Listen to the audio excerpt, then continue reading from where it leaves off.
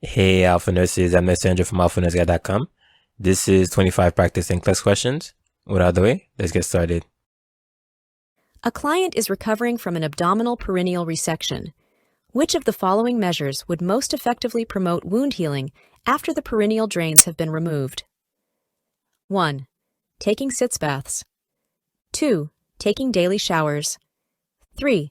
Applying warm, moist dressings to the area. 4. Applying a protected heating pad to the area. The correct answer is 1. Taking sitz baths. Sitz baths are an effective way to clean the operative area after an abdominal perineal resection. Sitz baths bring warmth to the area, improve circulation, and promote healing and cleanliness. Most clients find them comfortable and relaxing. Between sitz baths, the area should be kept clean and dry. A shower will not adequately clean the perineal area. Moist dressings may promote wound contamination and delay healing. A heating pad applied to the area for longer than 20 minutes may cause excessive vasodilation, leading to congestion and discomfort. A client is having a blood transfusion reaction. The nurse must do the following in what order of priority from first to last? 1. Notify the attending physician and blood bank.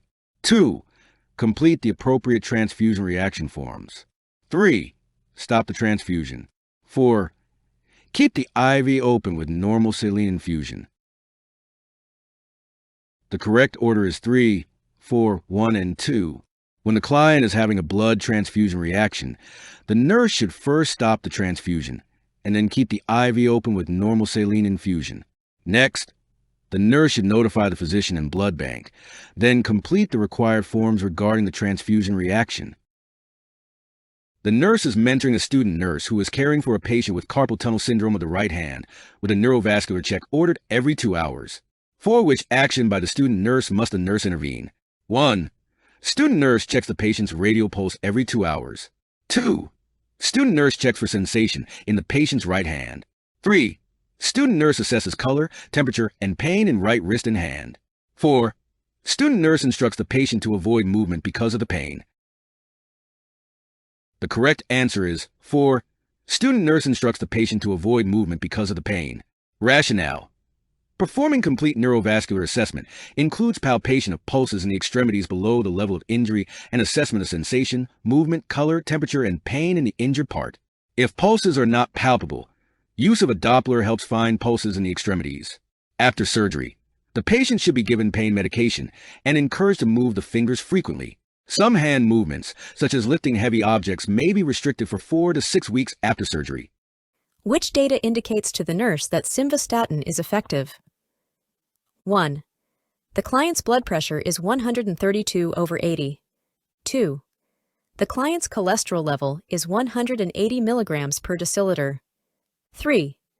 The client's LDL cholesterol level is 180 milligrams per deciliter. 4. The client's HDL cholesterol level is 35 milligrams per deciliter. The correct answer is 2. The client's cholesterol level is 180 milligrams per deciliter. Simvastatin is an HMG-CoA reductase inhibitor, or a statin that lowers cholesterol levels. A cholesterol level less than 200 milligrams per deciliter is desirable and indicates the medication is effective. A nurse is informed that a credentialing team has arrived and is in the process of assessing the quality of care delivered at the hospital. Which organization is associated with the credentialing of hospitals? 1. The Joint Commission. 2. National League for Nursing. 3. American Nurses Association. 4. National Council Licensure Examination. The correct answer is 1. The Joint Commission. The Joint Commission evaluates healthcare organizations' compliance with standards stipulated by the Joint Commission. Accreditation indicates that the organization has the capabilities to provide quality care. In addition, federal and state regulatory agencies and insurance companies require accreditation by the Joint Commission. The National League for Nursing fosters the development and improvement of nursing education and nursing service. The American Nurses Association is the national professional organization for nursing in the United States. Its purposes are to promote high standards of nursing practice and to support the educational and professional advancement of nurses. Before we move on to the next question, the NCLEX Mastery Bundle is available. It includes over 100 animated review videos, hundreds of pages of notes, hundreds of case study questions, and over 1,000 NCLEX questions. Link is in the description, or you can get it at alphanurseguide.com. Back to the questions. The nurse's assessment reveals all of these data when a patient with Paget disease is admitted to the acute care unit. Which findings should the nurse notify the healthcare provider about first? 1. There is a bowing of both legs, and the knees are asymmetrical. 2. The base of the skull is invaginated platybasia. 3. The patient is only 5 feet tall and weighs 120 pounds. 4. The skull is soft, thick, and larger than normal. The correct answer is 2. The base of the skull is invaginated platybasia. Rationale: platybasia, basilar skull invagination, causes brainstem manifestations that threaten life. Patients with Paget disease are usually short and often have bowing of the long bones that results in asymmetrical knees or elbow deformities. The skull is typically soft, thick, and enlarged. The charge nurse observes an LPN/LVN assigned to provide all of these interventions for a patient with Paget disease. Which action requires that the charge nurse intervene? 1. Administering 600 milligrams of ibuprofen to the patient. 2. Encouraging the patient to perform exercises recommended by a physical therapist. 3. Applying ice and gentle massage to the patient's lower extremities. 4. Reminding the patient to drink milk and eat cottage cheese. The correct answer is 3. Applying ice and gentle massage to the patient's lower extremities. Rationale: applying heat, not ice, is the appropriate measure to help reduce the patient's pain. Ibuprofen is useful to manage mild to moderate pain. Exercise prescribed by a physical therapist would be non-impact in nature and provide strengthening for the patient. A diet rich in calcium promotes bone health. The charge nurse is making assignments for the day shift. Which patient should be assigned to the nurse who was floated from the post-anesthesia care unit for the day? 1. A 35-year-old patient with osteomyelitis who needs teaching before hyperbaric oxygen therapy. 2. A 62-year-old patient with osteomalacia who was being discharged to a long-term care facility. 3. A 68-year-old patient with osteoporosis given a new orthotic device whose knowledge of its use must be assessed. 4. A 72-year-old patient with Paget disease who has just returned from surgery for total knee replacement. The correct answer is 4. A 72-year-old patient with Paget disease who has just returned from surgery for total knee replacement. Rationale: the post-anesthesia care unit nurse is very familiar with the assessment skills necessary to monitor a patient who just underwent surgery. For the other patients, nurse is familiar with musculoskeletal system. Related nursing care are needed to provide teaching and assessment and prepare a report to the long-term care facility. The nurse delegates the measurement of vital signs to an experienced assistant personnel. Osteomyelitis has been diagnosed in a patient. Which vital sign value would the nurse instruct the AP to report immediately for this patient? 1. Temperature of 101 degrees Fahrenheit. 2. Blood pressure of 136/80. 3. Heart rate of 96 beats per minute. 4. Respiratory rate of 24 breaths per minute. The correct answer is 1. Temperature of 101 degrees Fahrenheit. Rationale: an elevated temperature indicates infection and inflammation. This patient needs IV antibiotic therapy. The other vital sign values are normal or high normal. A 7-month-old has a low-grade fever, nasal congestion, and a mild cough. What should the nursing care management of this child include? Select all that apply. 1. Maintaining strict bed rest. 2. Avoiding contact with family members. 3. Instilling saline nose drops and bulb suctioning. 4. Keeping the head of the bed flat. 5. Providing humidity and propping the head of the bed up. The correct answers are 3. Instilling saline nose drops and bulb suctioning, and 5. Providing humidity and propping the head of the bed up. Infants are nose breathers and often have increased difficulty when they are congested. Nasal saline drops and gentle suctioning with a bulb syringe are often recommended. Other helpful suggestions for infants with colds are to provide humidity with a cool mist humidifier or take them into a steamy bathroom. In addition, raising the head of the bed helps with drainage of secretions. You can eliminate answer 4 given a basic understanding of interventions to improve respiratory function. Which element of ethical practice is associated with fair policies and procedures guiding allocation of organs for transplantation? 1. Justice. 2. Fidelity. 3. Veracity. 4. Non-maleficence. The correct answer is 1. Justice. Justice refers to fairness and that all patients should be treated equally, impartially, and without prejudice regardless of individual factors. Fidelity refers to making only promises or commitments that can be kept. Veracity refers to being truthful, which is essential to a trusting nurse-patient relationship. Non-maleficence refers to preventing harm, avoiding actions that can cause harm, or removing a patient from harm. The nurse is using the antimicrobial binding dressing Actisorb Silver 220 for a stage 3 pressure ulcer on the left hip area. The dressing is a combination of silver and activated charcoal. Which intervention should the nurse implement? 1. Perform the sterile dressing change twice a day. 2. Avoid cutting the dressing when applying it to the wound. 3. Pre-medicate the client with a narcotic analgesic. 4. Do not use tape to hold the secondary dressing in place. The correct answer is 2. Avoid cutting the dressing when applying it to the wound. The nurse should avoid cutting the dressing because particles of activated charcoal may get into the wound and cause discoloration. The dressing may be left in place for up to 7 days or may be changed every 24 hours, but it would not be changed twice a day. This does not allow the dressing adequate time to increase healing of the wound. The dressing change does not warrant administering a narcotic analgesic to the client. Tape should be used to hold the secondary dressing in place, or the antimicrobial binding dressing will not remain in the pressure ulcer. A nurse is educating a client who has been diagnosed with dyspnea about possible treatment for the disorder. Which response by the nurse is most appropriate? 1. Antidepressants, particularly the selective serotonin reuptake inhibitor, SSRI, group, offer you the best treatment for your dyspnea. 2. Doctors recommend that clients experiencing dyspnea receive electroconvulsive therapy, ECT, to treat their disorder. 3. Because you have a mild, though long-lasting dysthymic mood, psychotherapy can usually bring improvement with less likelihood of the need for medication. 4. Since your dyspnea indicates a long-lasting mild depression, long-term psychoanalysis would be the best treatment for you. The correct answer is 3. Because you have a mild, though long-lasting dysthymic mood, psychotherapy can usually bring improvement with less likelihood of the need for medication. Rationale.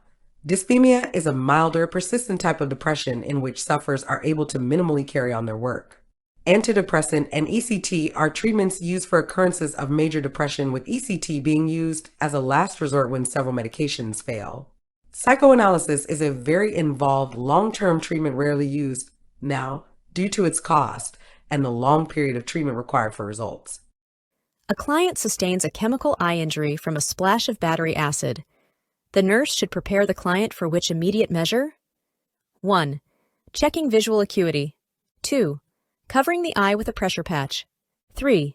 Swabbing the eye with antibiotic ointment. 4. Irrigating the eye with sterile normal saline. The correct answer is 4. Irrigating the eye with sterile normal saline. Emergency care after a chemical burn to the eye includes irrigating the eye immediately with sterile normal saline or ocular irrigating solution. The irrigation should be maintained for at least 10 minutes. After this emergency treatment, visual acuity is assessed. Options 2 and 3 are not immediate measures.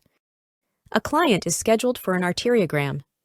The nurse should explain to the client that the arteriogram will confirm the diagnosis of occlusive arterial disease by 1. Showing the location of the obstruction and the collateral circulation. 2. Scanning the affected extremity and identifying the areas of volume changes. 3. Using ultrasound to estimate the velocity changes in the blood vessels. 4. Determining how long the client can walk. The correct answer is 1. Showing the location of the obstruction and the collateral circulation. An arteriogram involves injecting a radiopaque contrast agent directly into the vascular system to visualize the vessels. It usually involves computed tomographic scanning. The velocity of the blood flow can be estimated by duplex ultrasound. The client's ankle brachial index is determined, and then the client is requested to walk. The normal response is little or no drop in ankle systolic pressure after exercise. Before we move on to the next question, the NCLEX Mastery Bundle is available. It includes over 100 animated review videos, hundreds of pages of notes, hundreds of case study questions, and over 1,000 NCLEX questions. Link is in the description, or you can get it at alphanurseguide.com. Back to the questions. Which should the nurse include when teaching a 55-year-old woman in the beginning of menopause? Select all that apply. 1. The average age of onset for menopause is 50 to 52 years. 2. Follicle-stimulating hormone and luteinizing hormone levels elevate. 3. Depression is very common as a result of menopause. 4. Hot flashes, especially at night, can occur in about 80% of women. 5. When periods become irregular, contraception is unnecessary. The correct answers are 1. The average age of onset for menopause is 50 to 52 years. 2. Follicle-stimulating hormone and luteinizing hormone levels elevate. And 4. Hot flashes, especially at night, can occur in about 80% of women. The average age of menopause is 50 to 52 years, although some variation exists. With menopause, follicle-stimulating hormone and luteinizing hormone levels increase dramatically. Hot flashes occur in about 80% of women. They can range from mild to very debilitating with disruption of sleep patterns. Depression is not usual during menopause. If symptoms of depression do occur, the nurse should refer the woman to her healthcare provider. Contraception should be used until menses has ceased for a full year. In order to prevent recurrent vasospastic episodes with Raynaud's phenomenon, the nurse should instruct the client to 1. Keep the hands and feet elevated as much as possible. 2. Use a vibrating massage device on the hands. 3. Wear gloves when obtaining food from the refrigerator. 4. Increase coffee intake to 2 cups per day. The correct answer is 3. Loose, warm clothing should be worn to protect from the cold. Wearing gloves when handling cold objects will help prevent vasospasms. Vibrating equipment and typing contribute to vasospasm. Tobacco and caffeine should be avoided. Elevation will decrease arterial perfusion during vasospasms. A patient has a fractured femur, which finding would the nurse instruct the assistive personnel to report immediately? 1. The patient reports pain. 2. The patient appears confused. 3. The patient's blood pressure is 136/88. 4. The patient voided using the bedpan. The correct answer is 2. The patient appears confused. Rationale. Fat embolism syndrome is a serious complication that often results from fractures of long bones. Its earliest manifestation is altered mental status caused by a low arterial oxygen level. The nurse would want to know about and treat the pain, but it is not life-threatening. The nurse would also want to know about the blood pressure in the patient's voiding. However, this information is not urgent to report. The nurse is administering 9 o'clock medications to the following clients. Which client should the nurse question administering the medication? 1. The client receiving a calcium channel blocker who drank a glass of grapefruit juice. 2. The client receiving a beta blocker who has an apical pulse of 62 beats per minute. 3. The client receiving a nitroglycerin patch who has a blood pressure of 148/92. 4. The client receiving an antiplatelet medication who has a platelet count of 150,000. The correct answer is 1. The client receiving a calcium channel blocker who drank a glass of grapefruit juice. The client receiving a calcium channel blocker should avoid grapefruit juice because it can cause the calcium channel blocker to rise to toxic levels. Grapefruit juice can inhibit the metabolism of certain medications. Specifically, grapefruit juice inhibits cytochrome P450, 3A, 4 found in the liver and the intestinal wall. The nurse should investigate any medications the client is taking if the client drinks grapefruit juice. The nurse is teaching the pregnant client diagnosed with HIV about methods to prevent transmission to the infant. Which information should the nurse discuss with the client? Select all that apply. 1. The client will take zidovudine PO, regularly beginning at 12 to 14 weeks gestation. 2. The client's newborn should receive oral zidovudine 8 to 12 hours after birth. 3. Breastfeeding should be encouraged to provide the infant passive immunity to HIV. 4. If treated in early pregnancy, the risk of transmission of HIV to the infant is 1% or less. 5. All clients diagnosed with HIV must have a cesarean delivery at 38 weeks gestation. The correct answers are 1. The client will take zidovudine PO regularly beginning at 12 to 14 weeks gestation. 2. The client's newborn should receive oral zidovudine 8 to 12 hours after birth. And 4. If treated in early pregnancy, the risk of transmission of HIV to the infant is 1% or less. Zidovudine is given orally, as directed, around the clock. The newborn should receive oral zidovudine syrup beginning 8 to 12 hours after birth until 6 weeks old. The Centers for Disease Control states that if the client is treated beginning in early pregnancy, the risk of transmission of HIV to the infant can be reduced to 1% or less. Breastfeeding is not recommended because HIV is present in breast milk. The choice of delivery method, vaginal or cesarean, is dependent on the concentration of the virus in maternal plasma. Cesarean delivery before the onset of labor and rupture of membranes can reduce the transmission of the HIV virus. However, the method of delivery needs to be individualized to each client.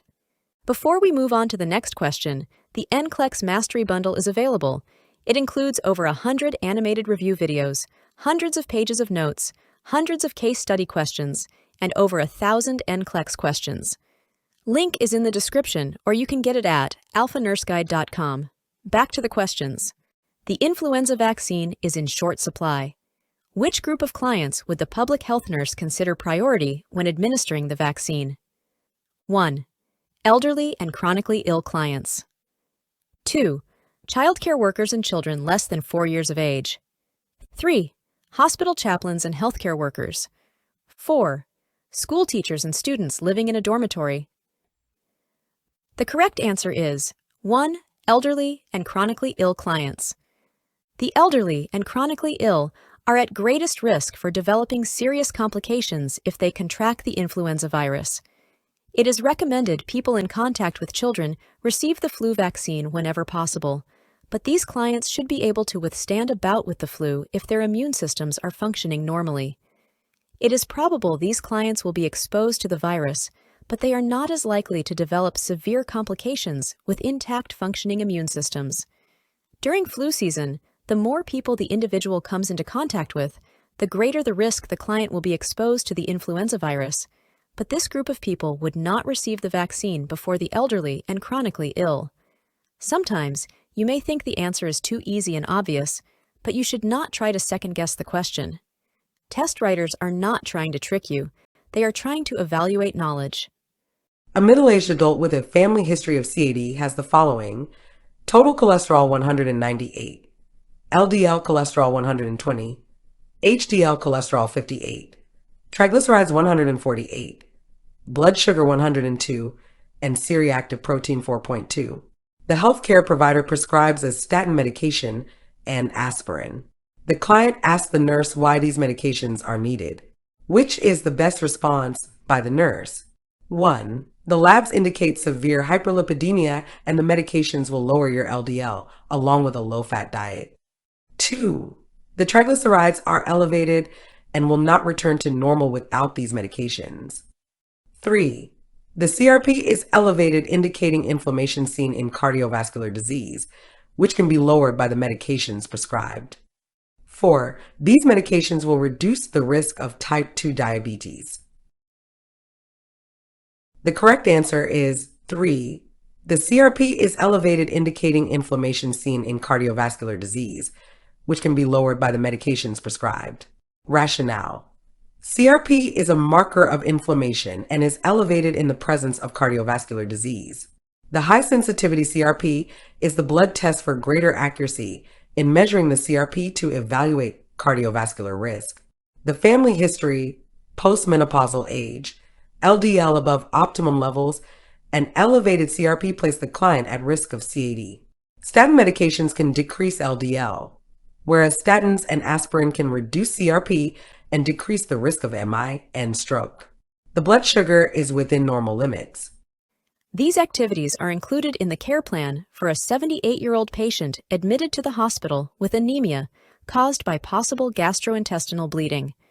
Which activity can the nurse delegate to an experienced assistive personnel?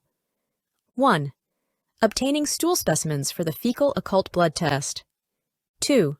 Having the patient sign a colonoscopy consent form. 3. Giving the prescribed polyethylene glycol electrolyte solution. 4. Checking for allergies to contrast dye or shellfish. The correct answer is 1. Obtaining stool specimens for the fecal occult blood test. An experienced AP will have been taught how to obtain a stool specimen for the fecal occult blood test because this is a common screening test for hospitalized patients. Having the patient sign an informed consent form should be done by the healthcare provider who will be performing the colonoscopy. Administering medications and checking for allergies are within the scope of practice of licensed nursing staff. A client has returned from surgery during which the jaws were wired as treatment for a fractured mandible. The client is in a stable condition.